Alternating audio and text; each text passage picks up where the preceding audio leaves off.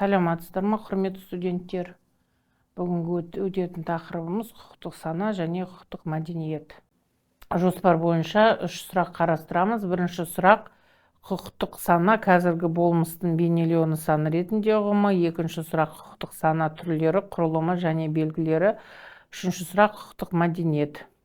Құқықтық сана адамдардың жаңадан қабылданған заңдарды, нормативті актілердің жобаларын қолдауы немесе қолдамай тастауы. Құқықтық сана сезім белгілері жатады.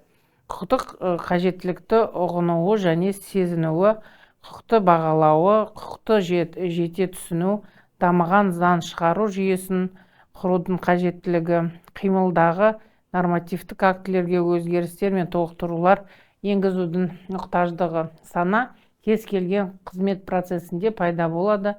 Құқықтық сананың қызметі оның субъектісінің қызметінің нәтижесі. Құқықтық сананың негізгі қызметтеріне жатады: танымдық қызметі, бағалаушылық қызметі, реттеушілік қызметі. Құқықтық сананың мазмұнына 4 негізгі бағалаушылық қатынас түрлері кіреді: құқыққа және заң шығарушылыққа, оның принциптеріне, нормаларына, институттарына, айналадағы адамдардың құқықтық мінез-құлқына және олардың қызмет объектілеріне, қылмысқа, қылмыс жасаушылыққа, қылмыскерлерге, құқық қорғаушылық органдарға, прокуратураға, адвокатураға, сотқа, юстицияға, ішкі істер органдарына және олардың қызметкерлеріне. Өзінің құқықтық іс-әрекетін бағалауы, реттеушілік қызметі. Бұл құқықтық қондырма және құқықтық бағалау арқылы іске асырылады. Құқықтық сананың негізгі қызметтері слайдта көрсетілгендей: танымдық қызметі, бағалаушылық қызметі, реттеушілік қызметі. Құқықтық сананың құрылымы 2 негізгі элементтен тұрады: құқықтық психология және құқықтық идеология. Құқықтық психология қоршаған құқықтық болмыстың әсерінен қалыптасып пайда болатын құқықтық сананың алғашқы бастапқы тәжірибелік сатысы. Ол қоғамның құқықтық сезімін, ақыл-ойын, әдет-ғұрып дәстүрін біріктіреді және адамдардың, қоғам мүшелерінің әртүрлі топтарының санасында заңдарға, олардың қолдауына байланысты туған әсерлер, көңіл-күй және сезімдері жатады. Құқықтық психология арқылы іске асырылады. Құқықтық мәдениетке тән әдет-ғұрып және салт-дәстүр жеке адамға тән әдетке айналған. Тұрмысындағы мәдениетіндегі нәрсенің бәрі өзінің-өзі бағалауы, өзінің іс-әрекетін құқықтық нормаларға сай бағалауы арқылы. Құқықтық идеология дегеніміз қоғамдағы құбылыстарды, қатынастарды құқық тұрғысынан ғылыми жүйе келтіру. Құқық жөніндегі пікірлер мен көзқарастар белгілі бір жүйеге келтіріліп, ғылыми негізде дәлелденген күйде болады. Құқықтық идеология қоғамдағы түрлі бағыттарды, әр саладағы мақсаттарды біріктіріп дамытады.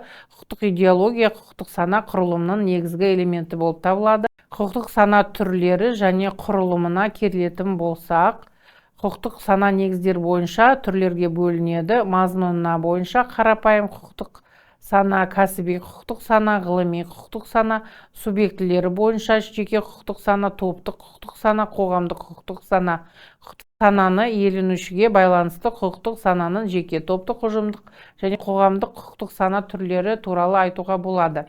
Жеке құқықтық сана адам күнделікті қатысатын алуан түрлі әлеуметтік байланыстар мен қатынастардың ықпалымен, сондай-ақ өзінің психикалық, физиологиялық ерекшеліктерінің әсерімен қалыптасады. Жеке адамның мәдениеті мен білімі деңгейінің әртүрлі болуы, адамдардың әлеуметтік жағдайы мен қабілетінің бірдей болмауы және құқықтық сана деңгейінің әртүрлі болуына себепші болады. Құқықтық сана деңгейінің көтеру үшін адамдардың санасы, мінез-құлқына нысаналы идеологиялық ықпал жасаудың азаматтарға құқықтық тәрбие беруін де маңызы емес. Топтық құқықтық сана тиісті әлеуметтік топтар мен оларға кіретін жеке адамдардың ерекшеліктерімен анықталады. Құндылықтар әрбір топта бірдей танылмайды. Олардың ішінде топтық құқықтық сана заңдылық пен әдеттілік идеялармен мүлде құрметтейіндірменде топтық құқықтық сананың әлеуметтіміздеуіне қоғамда бар құқықтық идеологиядан шеттеу құқықтық нигилизмнің ескі түрін консервациялау тіпті криминогендік жағдайлардың қалыптасуына мүмкін.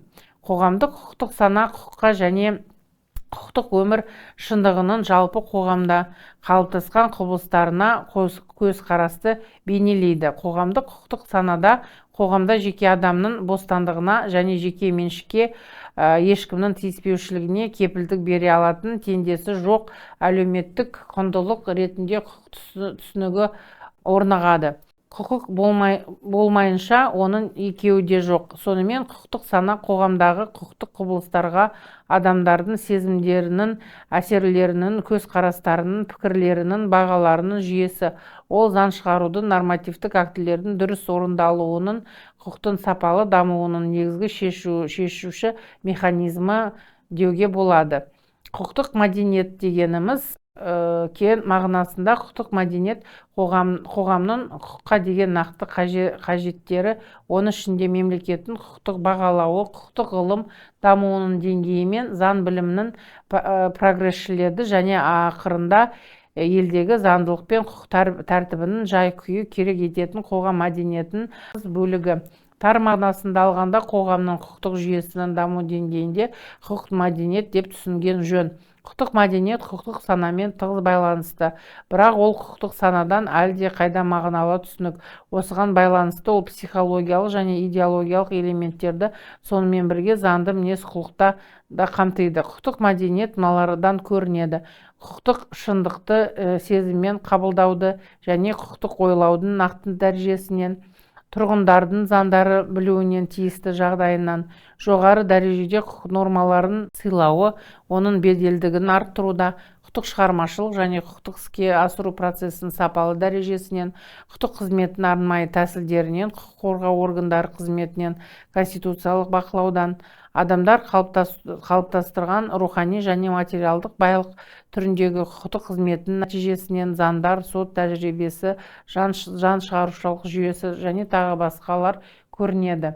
Бұлардың әрқайсысын жеке тұрғыдан және қоғамдық тұрғыдан да көруге болады. Жеке адамның құқықтық мәдениеті адамның құқықтық білімділігінен білдіріледі. Оған құқықтың саналығы, құқықты пайдалануы, заң нормаларына өзінің іс-әрекетін бағындыруына кіреді. Қоғамның құқықтық мәдениеті дегеніміз бұл қоғамның құқықтық белсенділігі және құқықтық сананың дәрежесі, заң нормаларының және заң қызметінің белсенділігі. Қоғамның құқықтық мәдениеті жалпы мәдениеттің негізгі салаларының бірі. Бұл қоғамдағы мәдени құндылықтарды сақтау, жаңғырту, даму, оларға азаматтарды баурау жөніндегі қатынастарды құқықтық нормалар арқылы реттеп басқару. Қоғамның құқықтық мәдениетінің қозғаушы күштері бар: құқыққа қажеттілікті шанайлығы, мемлекеттегі заңдылықтың және құқықтық тәртіптің жағдайы, қоғамда заң ғылымының және заң білімінің даму дәрежесі. Қоғамның құқықтық мәдениетінің құрылымы келесі элементтерден тұрады: қоғамның құқықтық санасының және құқықтық белсенділігінің дәрежесі, заң нормаларының прогрессивті сатысы, құқықтық даму дәрежесі, заң жазбаларының мәдениеті, заң қызметінің прогрессивті дәрежесі, құқықтық шығармашылықтың, құқықтық қолданушылықтың және құқықтық қорғаушылықтың мәдениеті.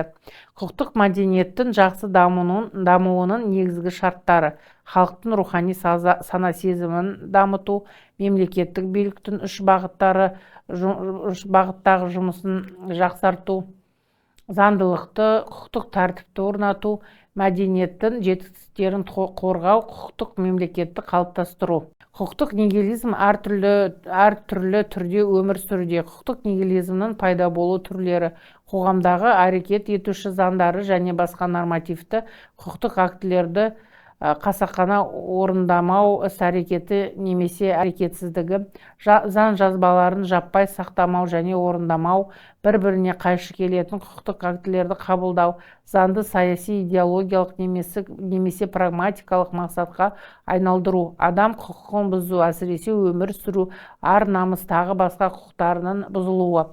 Құқықтың шынайылығы және құқық талаптарының арасындағы алшақтық, яғни құқық талаптарының орындалмауы. Құқықтық нигилизмде жеңудің негізгі бағыттары бұл азаматтардың жалпы және құқықтық мәдениетін, моральдық және құқықтық санасын көтеру, заң шығармашылықты дамыту, құқық бұзушылықты және барлық қылмысты жою, заңдылықты және құқықтық тәртіпті, мемлекеттік тәртіпті нығайту, жеке адам құқығын қорғау және сыйлау, бұқаралық ағарту және тұрғындардың құқықтық тәрбиесін күшейту, жоғары мамандырылған заңгерлерді даярлау, құқықтық реформаны жүзеге асыру, жалпы алғанда қоғамды терең әлеуметтік, экономикалық, саяси, рухани және адамгершілік дағдарыстан алып шығу. Азаматтардың құқықтық мәдениетінің жай-күйі оның құқық жүйесі көрсеткіштерінің бірі болып табылады. Халықтың құқықтық мәдениетін арттыру, құқықтық санасын дамыту, тәуелсіз демократиялық және құқықтық мемлекет құруға ықпал ететін азаматтық қоғамды қалыптастырудың маңызды өлшемдері. Қоғамның құқықтық мәдениетін арттырмай, әрбір азаматты заңды аса құрметтеуге тәрбиелемей, оның ережелерін күнделікті өмірге енгізуге тікелей әрі белсенді қатысу дайындығын қалыптастырмай, экономикалық, саяси және әлеуметтік міндеттерге сәтті шешу мүмкін емес. Бұл маңызды құжаттардың негізгі мақсаты азаматтардың құқықтық мәдениетін көтеру және заңды құрметтеу дәстүрін қалыптастыру. Құқықтық мәдениетті қалыптастыру құбылысы күрделі және көп сырлы. Сондықтан халықтың құқықтық мәдениетін арттыру бойынша бірнеше мемлекеттік бағдарлама қабылданған. Мысалы, құқықтық түсіндіру жұмысы, құқықтық мәдениет деңгейін арттыру, азаматтарды құқықтық оқыту мен тәрбиелеу жөніндегі құқықтық түсіндіру жұмысы, құқықтық мәдениет деңгейін арттыру, азаматтарды құқықтық оқыту мен тәрбиелеу жөніндегі арналған бағдарламалар, әртүрлі жылдарға арналған Қазақстан Республикасының құқықтық саясатының тұжырымдамалары. Сонымен құқықтық білім беру құқықтық мәдениетті қалыптастырады, яғни адамның құқық негізінде өмір сүруге, заңдарды құрметтеуге, өз құқықтарын қорғауға, жалпы айтқанда жоғарғы құқықтық сана сезімді болуды көздейді. Құқықтық насихат және құқықтық білім беру жұмыстарын үнемі жүргізіп отыру қажет. Жалпы алғанда құқықтық мәдениет жеке адамның да жалпы қоғамның да құқықтық жағдайын сапалы түрде сипаттайтын ерекше әлеуметтік құбылыс. Құқықтық мәдениет бұл құқыққа деген осы немесе басқа қатынас қана емес, ең алдымен оның нормаларына құрметпен қарау. Құқықтық мәдениет азаматтың қоғам алдындағы борышын саналы түрде орындаудың қажетті шарты. Ол артта қалған көзқарастарды, адамдардың девиантты мінез-құлқын жеңуге, адамға озбырлық пен зорлық-зомбылық көрсету жағдайларын болдырмауға көмектеседі. Азаматтардың ғылыми негізделген құқықтық өкілдіктері құқықтық тәртіпті нығайтудың алғы шарты болып табылады. Онсыз демократиялық мемлекет құру мүмкін емес. Сонымен құқықтық мәдениет қоғамда құқықтық болуымен қайда да бір жолмен байланысты барлық әлеуметтік институттардың сапалық жағдайы. Тақырыпты толық меңгеру үшін слайдтың соңында сұрақтар, ұсынылған әдебиеттер тізімі бар. Назарларыңызға рахмет.